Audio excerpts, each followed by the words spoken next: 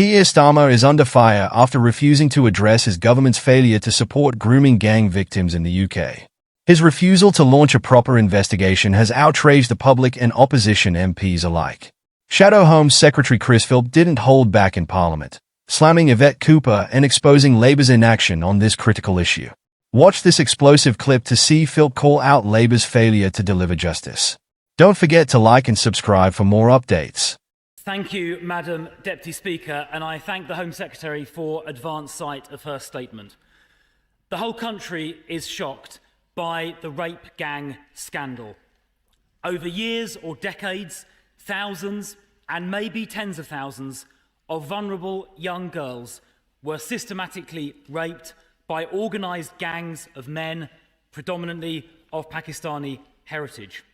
Instead of those victims being protected and the perpetrators prosecuted, those girls were systematically failed.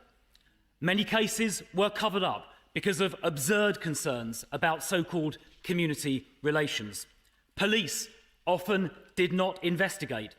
Local councils covered things up. The Crown Prosecution Service frequently failed victims.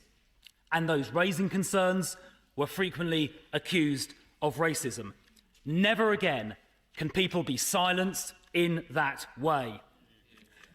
And I pay tribute to people who have raised these cases over the years, starting, I think, with former Labour MP Anne Cryer, nearly 2 decades ago, who first raised these problems and bravely persevered, despite accusations of racism and worse, including from her very own colleagues.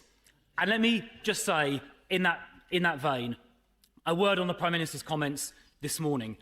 It is not far right to stand up for victims of mass rape. And smearing people. Order. It's those concerns. Shadows. People want to hear the statement. Smearing people who raise those issues is exactly how this ended up getting covered up in the first place. Now, I will, of course, repeat now what I said yesterday, that intimidation and threats towards elected members of Parliament and ministers, including the member for Birmingham Yardley, are completely wrong. Now, as the Home Secretary said, action is important, and the last government took extensive action, starting with the original Jay report commissioned in 2014 by previous Home Secretary, now Baroness May. A year later, she commissioned the independent investigation into child sexual abuse, and it was Sajid Javid who commissioned data collection in about 2018. Now, in relation to the response to the ICSA report published in 2022, it is not true to say the last government took no action. The last government established the Grooming Gangs Task Force, whose work led to 550 arrests of perpetrators in the first year and safeguarded 4,500 victims. So my first question to the Home Secretary is this: can she confirm to the House, I'm sure she can, but can she confirm to the House that the Grooming Gangs Task Force work will continue and I hope even be stepped up? Secondly, as part of the work of the Grooming Gangs Task Force, and again implementing one of the recommendations of the ICSA report, in April 2023, the last government mandated data collection in relation to ethnicity that the Home Secretary also referred to. Will she confirm, now it's been going for about a year and a half, or over a year and a half, will the Home Secretary now confirm that data on the ethnicity of perpetrators will be published? Now, as the Home Secretary, of course, has acknowledged, one of ICSA's main recommendations was mandatory reporting to the police by people in positions of responsibility. Now, the last government was in the process of implementing that recommendation via a measure in the Criminal Justice Bill, which fell with the early election. Now, I'm glad to hear the Home Secretary has just announced that she will continue with the last government's proposals in her forthcoming bill, and she can be assured that the opposition will support the government in the continuation of that measure. Now, finally, Madam Deputy Speaker, the Home Secretary did not address the need for a full national public inquiry on this scandal. Now, while the last government did initiate the ICSA inquiry under Professor Jay. That was mainly directed at other child sexual abuse and exploitation issues, and it only covered 6 of the towns involved in the gang rape scandal. So it didn't cover everything. We do need to get to the truth.